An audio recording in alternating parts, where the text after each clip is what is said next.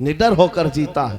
आज कई तरह के खौफ तुम्हारे ऊपर डाले गए हैं, कई तरह के खौफ। ऐ सुन्नियों, मैं बार बार गरज करके ये कह जाता हूं, कुछ लोगों को बुरा लगता है तो लगे, हम भी इसी बात के इंतजार में हैं।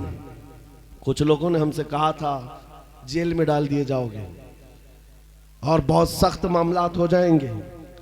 मैं तो कहता हूं हम उसी इंतजार में तो हैं हुजूर पाक के नाम पर। मैं तो ये भी कहता हूं जो माररा मुतहरा के अजीम बुजुर्ग अल्लामा नज़मी मारहरवी रहमतुल्लाह अलैह ने फरमाया था, इश्क गर जुर्म है तो फांसी की सजा दो मुझको। इश्क गर जुर्म है, ये दुनियावी इश्क की बात नहीं कर रहा हूं, हाँ आमिना के लाल की इश्क की बात कर रहा हूं। इश्क गर जुर्म है, फांसी की सजा दो मुझको, दरे महबूब पे लेकिन ये सजा दी जाए। ख्वाहिश इतनी है कि दरे महबूब पे लेकिन ये सजा दी जाए। अजीज़ान गिरामी वक़ार, बेखौफ होकर के अपनी बकिया जिंदगी गुजारो। जितना जीना है अल्लाह ने मुकद्दर कर रखा है। मरना है अगर तो मच्छर और चूंटी से भी मर जाओगे, और अगर अल्लाह ने मौत नहीं रखी है मोदी और योगी से भी नहीं मरोगे, नहीं मरोगे, क्योंकि वो मौत के फरिश्ते नहीं है। मौत तो हयात अल्लाह के दस्ते कुदरत में है, रब तबारक व तआला के दस्ते कुदरत में है। किसने तुम्हें मौत से डरा रखा है? किसने तुम्हें इस दुनिया के खौफ से जीने पर मजबूर किया है? बात सिर्फ इतनी है कि उनके जो हम गुलाम थे खल्क के पेशवा रहे, उनसे फिरे जहां फिरा फिर आई कमी वकार में। आज जो इस तरह के जीने पर मजबूर हुए, एक ही बात है, हुजूर की तरफ आ जाओ। उनकी हुकूमत है मियाँ, दुनिया में भी है और आखिरत का मामला। मैंने तो कब्र का सुनाया, आखिरत की बात पता है आपको? आपको मालूम है, हदीसें सुनते हैं, उलमा से बयान सुनते हैं, पूरी मखलूक सबसे पहले कहाँ जाएगी? आदम अलैहिस्सलाम के पास। ये पता है ना सबको। और शफाअत किससे होना है? हुजूर से ही है, ये भी सबको पता है। एक बार नहीं 40 बार सुन चुके होंगे हदीसों को कि क़यामत के दिन पूरी मखलूक आदम अलैहिस्सलाम के पास जाएगी, सिफारिश करेंगे कि हमारी शफाअत कर दें, वो मना कर देंगे, कहेंगे किसी और के पास जाओ। ये हजरत नूह अलैहिस्सलाम के पास जाएंगे, वहां से इब्राहिम अलैहिस्सलाम, वहां से इस्माइल अलैहिस्सलाम, वहां से मूसा अलैहिस्सलाम, वहां से ईसा अलैहिस्सलाम, सारे नबियों के पास। बेखबरी से ये खल्क फिरती रहेगी, मखलूक को फिराया गया। मैं आपसे पूछता हूं, जब सब हदीसें सुन चुके हो, आखिर में कहां पहुंचोगे? हुजूर के पास। और हुजूर पाक क्या फरमाएंगे? अना लहा, मैं इसी के लिए तो बैठा हूं। जब आपको ये पता है तो डायरेक्ट क्यों नहीं चले जाते? सब सुन करके मरे हैं यहां दुनिया में, फिर क़यामत के दिन डायरेक्ट क्यों नहीं चले जाते?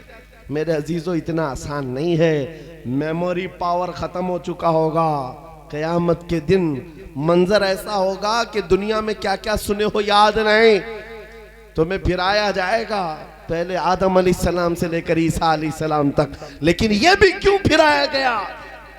आला हज़रत की सुनो, कहते हैं खलीलो नजी मसीहो सफ़ी, सभी से कहीं न बनी। खलीलो नजी मसीहो सफ़ी, सभी से कहीं न बनी। ये बेखबरी की खल्क फिरी, कहां से कहां तुम्हारे लिए, कहां से कहां तुम्हारे लिए। हुजूर पाक सल्लल्लाहु ताला अलैहि वसल्लम के दरबार में आखिर में लाया गया है इस बात के लिए, सिर्फ इस बात के लिए, फ़कत इतना सबब है इनेकाद बज़्म महशर का कि उनकी शान महबूबी दिखाई जाने वाली है। क़यामत के दिन भी ये दिखाना मकसूद है, जहां में उनकी हुजूर की शफाअत के बाद ही आगे के मामला तय होंगे। हुजूर की सिफारिश के बाद ही मैदान क़यामत में हिसाब व किताब होगा। जब यहाँ पर भी वही है, कब्र में भी वही हालात है, हशर में भी वही हालात है, तो फिर इधर उधर क्यों मुंह मारते फिर रहे हैं? इसके उसके चक्कर में क्यों पड़े हो? आज नौजवानों को देखता हूँ, हैरत होती है। ये मुजरे करने वाले, टिकटॉक पर आने वाले बॉलीवुड और हॉलीवुड के वो नखरेबाज लोगों के फैन हो जाते और कहते हैं कि मैं इसका फैन, मैं उसका फैन, कोई क्रिकेटर का, कोई बॉलीवुड के एक्टर का। न जाने इनके पीछे कितने लोगों ने जिंदगियां लगा रखी हैं। उनसे मैं कहता हूं, जिसके तुम फैन हो, एक चिट्ठी लिख करके उनके नाम पर चले जाना मरने से पहले कि साहब मैं जिंदगी भर आपसे मोहब्बत करता था, आपका फैन था, आपको फॉलो करता था, आपकी तरह बाल रखता था, आपकी तरह कपड़े पहनता था, आपकी तरह बातचीत करता था, बहुत मोहब्बत करता था, लेकिन मर रहा हूं। मरने से पहले मेरी एक ही रिक्वेस्ट है, जब कब्र में फरिश्ते सख्ती के साथ सवाल करें तो जरा आकर के आप बचा लेना, जरा आप आ जाना कब्र में और बचा लेना। कौन सा एक्टर आएगा, कौन सा क्रिकेटर आएगा, तुम्हारा जमीर खुद कहेगा ये कौन से मजाक की बात है मौलाना। अगर मैं आपको कह रहा हूं, आप ये कहेंगे क्या वो आ सकते हैं हमारी कब्र में? फिर मैं कहता हूं इतना बेवकूफ क्यों बनता है, जब वो आ नहीं सकते तो दिल क्यों दे बैठा है, जब वो आ नहीं सकते तो पीछे क्यों भागता है?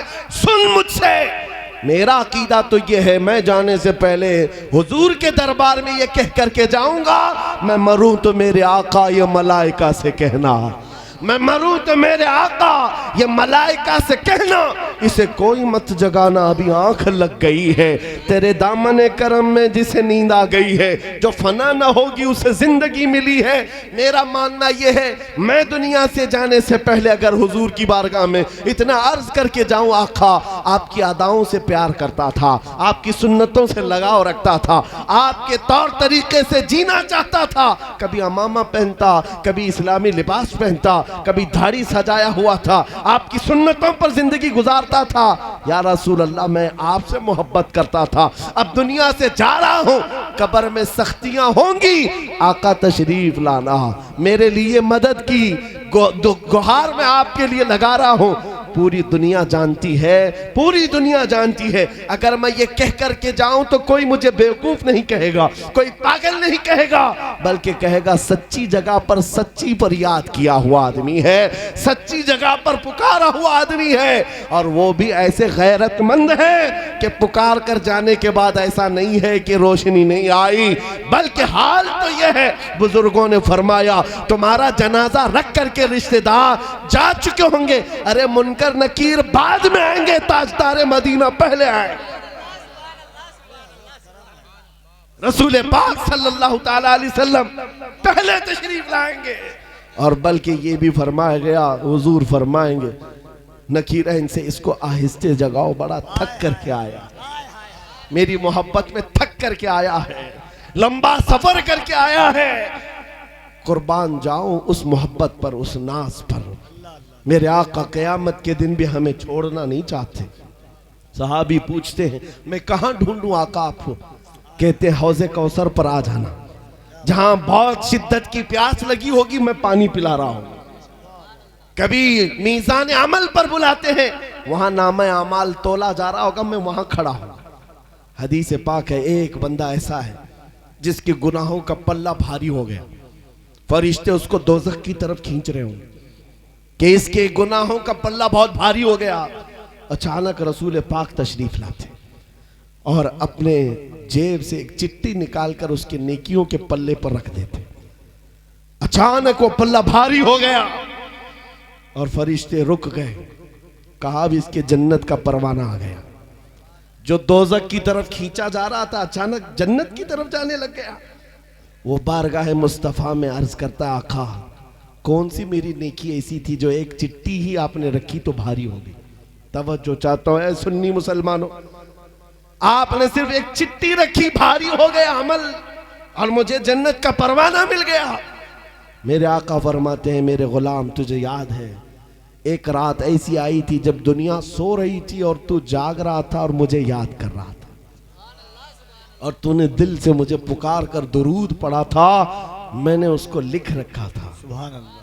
आज उसको मीज़ान अमल पर रख दिया गया। तेरे इखलास का पुकारना इतना भारी हो गया कि जहन्नम पे जाने की बजाय जन्नत का परवाना तुझे मिल गया।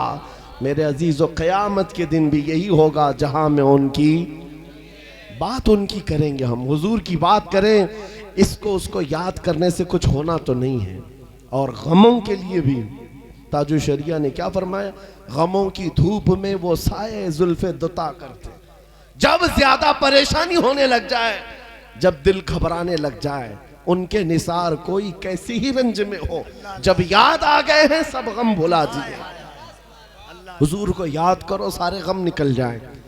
तड़प होती है कभी हुजूर को देखने की, कभी हुजूर पाक को देखने की तमन्ना क्यों नहीं करते?